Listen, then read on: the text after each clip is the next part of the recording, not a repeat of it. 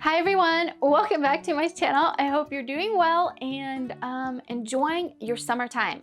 Today I want to talk to you about DIY home decor that I made over the last week using my Cricut machine. I needed some throw pillows for my bohemian bedding. I actually had dyed this duvet last week as well, and I shared it on Instagram. If you guys missed it, I'll link it down below. But it was like a very light pink, and I needed like that clay pink, and then I needed some throw pillows. And I love bohemian decor lately. I'm super inspired by everything they sell at Urban Outfitters and Anthropologie, so I decided to design a sunset pillow, and I had the Cricut machine cut it out, and then I just assembled it, so I'll be sharing that. I also made this super cool like textile pillow. Sorry, my bed is super squeaky. And I just layered fabrics and did like quilt style. It's a lot easier than it looks, you guys. So I'll be sharing that as well. And then the last project I want to share is this DIY wooden votive that I made, which is also really easy to do. Literally Cricut does all the work. Okay, let's get started. So I picked up some fabric from Joann's, and this was just the cheapest muslin I could find in store. It actually did not come this color. Because I was looking for very specific colors, I used RIT dye to make my fabrics these colors. For my brown fabric, I used some of this tan color, the golden yellow, the camel, and the cocoa brown. I added it to a hot tub of water, mixed it, and then added the fabric and continuously stirred it for about 20 minutes to get this color. If you wanted a darker color, you could actually rinse it real quick, dry it, and then throw it back in the tub, and it'll give you a deeper color. To get my mustard yellow color, I actually just used some of this tan RIT dye and the yellow one that they sell. I also stirred it continuously for actually about 5 minutes. I didn't hold it in there as long, and that's it. Now that my fabrics were dried and ready to use, I started by making my grid pattern sham first. So if you're totally new to the Cricut Explorer Air 2 machine, I actually have a video where I cover all the basics and all the questions I had jumping into it. I'll add a link for you up here. I designed the grid pattern on Cricut Design Space. I simply just used the square shape and made a big square first. I then dragged and dropped little squares. I actually went ahead and saved this design as a project, so I'll go ahead and link it if you want to use the same exact design and size for your squares. Now that I had my design complete, I knew what size my squares needed to be. I went ahead and marked and measured my squares at 11 by 11 inches.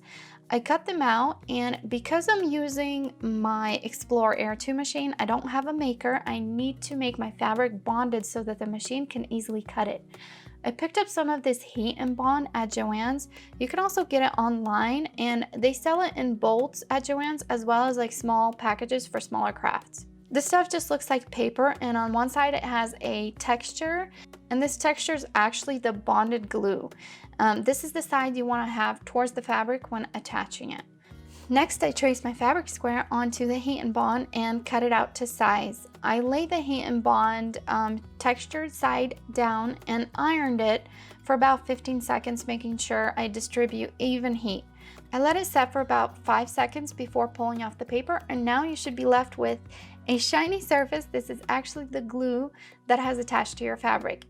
It is now ready to be ironed onto other fabrics. This is perfect for quilt making or small sewing projects.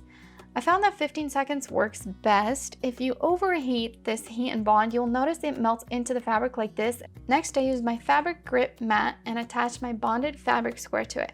I also taped the edges just in case.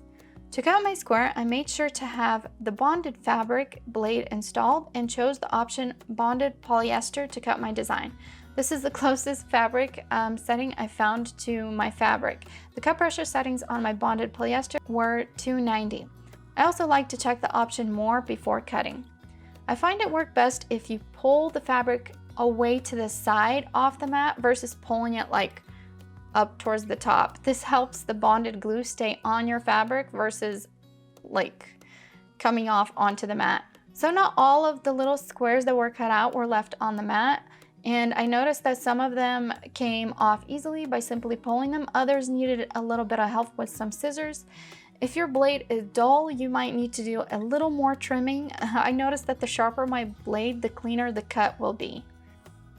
I then cleaned off the mat, and depending actually on what kind of mat you use, you'll notice that it tears the fabric bonding when removing it. I tried doing this project with my strong grit mat and it left behind so much of the bonded glue.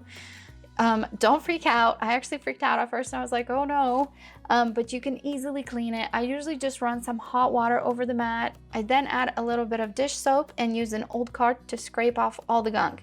I then just rinse it off and stand it up to dry. And that's it. I usually clean my mats like this, and it's just as sticky once it's dry. I cut out a total of 6 squares for 1 pillow sham, and now I cut my fabric for the front of the pillow sham. This measured 21 inches by 30. I then used my iron to iron on each square onto the fabric, and next I just straight stitch the pieces. Additionally, this ensures they stay on while washing. For the back of my pillowcase, I actually cut it a little bit longer. It measured about 36 inches in length. I then folded this piece in half and cut it. I pinned it to the front of the pillow shams and stitched it all together, and that's it. Then I just inserted the pillows, and here's how they look. Okay, so I love how easy the Cricut machine makes this project. I cannot imagine having to cut all these little squares out. It's definitely a unique style. I've never seen anything like this in stores, and you could do the same thing, cutting out different shapes, maybe some stars or some hearts if you're doing like cute nursery decor. It would also be so fun to make a quilt in this style. Okay, next up, I'm gonna show you how I made my sun pillow. This is by far like my favorite Cricut project. I used pretty much the same DIY technique with this pillow as the previous grid pillow that I made. The only difference between these two really was, I think, the design. I first started by prepping my fabric by adhering some heat and bond onto it. I found some cute designs on Cricut Design Space for some sunsets and sunrises, but it's not exactly the look that I was going for, so I decided to make my own custom print to go on the pillow.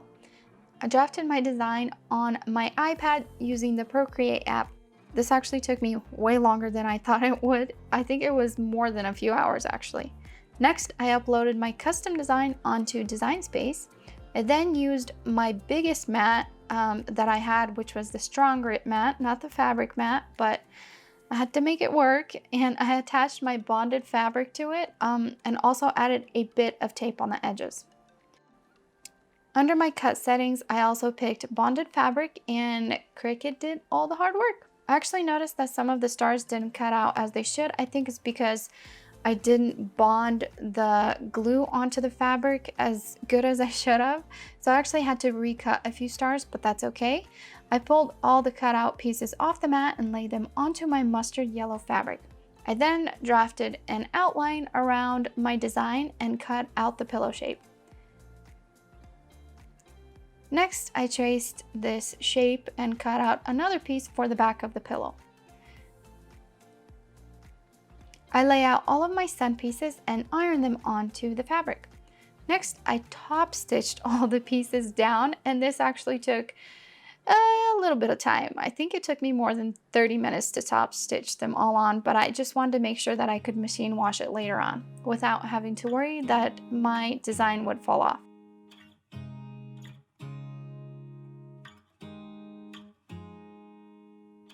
I then attached some fringe trim to the back piece of the fabric. Once that was fully attached, I secured both the back and the front pieces of the pillow together.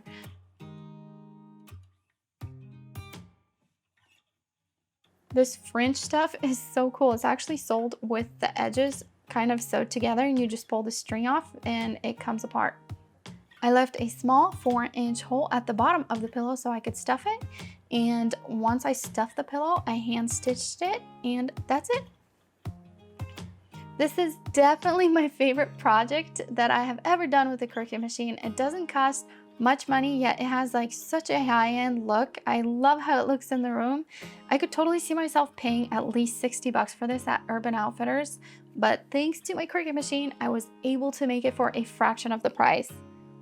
And for the last project, I want to share with you how I made this super cute wooden lantern. This is the easiest project of all three. To make these lanterns, I used the wood veneer sheets that Cricut sells. They're super cool and they feel like wood paper. The trick to this DIY is making sure that you attach this wood sheet to your mat the correct way. You can actually kind of wrap it in a circle one way, and then if you turn the wood sheet the other way, it won't wrap the same way. To make my design for my lanterns, I opened up Design Space and first started off by creating a rectangle that measured about 6 inches in height and 11 inches in length. I then started by searching different flower names in the Cricut image library and dragging and dropping these flowers onto the rectangle, kind of just coming up with a rough idea of what I wanted the lantern to look like. So there were specific flowers or like a specific design that I was going for that I couldn't find in the Cricut Design Space library, so I ended up sketching a few of my own flowers just to add to the design on the Procreate app as well. Once my design was ready, I selected the whole design and right-clicked and made sure to push attach. This allows for your design to be cut as a whole. Now I was ready to cut. Under material settings, I made sure that my wood veneer was set at 350 cut pressure, which is the strongest cut pressure, and 5x cut. I made sure that I had the deep point blade in, and I sent it to my Cricut machine and let it do all the hard work.